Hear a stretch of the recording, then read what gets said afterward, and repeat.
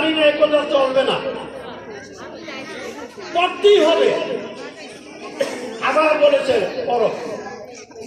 রাসূল বলেছেন আনা লাইসা বিকারি, আমি পড়তে পারি না, আমি কোনো বিশ্ববিদ্যালয়ে কোনো স্কুল মাদ্রাসায় পড়ি নাই, এই জন্য আমি পড়ালেখা জানি না, পারি না।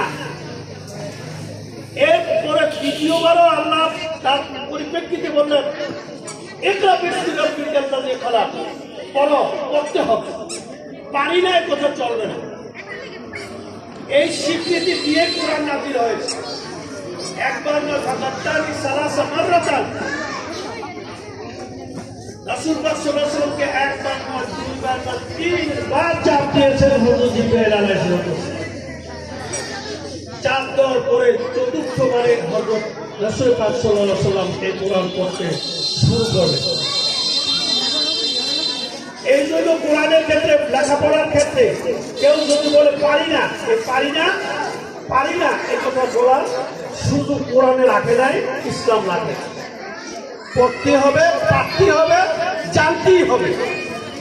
অর্থাৎ আপনি যতটুকু ইসলাম মানেন, আপনি যতটুকু ইসলাম জানেন, ইসলাম সম্পর্কে আপনি যতটুকু জানেন ততটুকুই আপনি মানেন।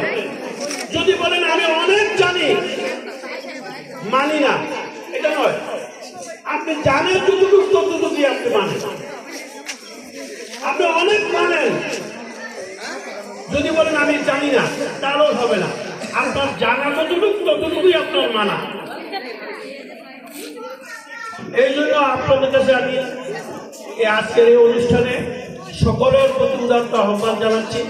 আপনাদের ছেলে মেয়েদেরকে, যাদেরকে এখানে মাদ্রাসায় দিয়েছে, আপনাদের ভাগ্য ভালো। ছাত্র হতে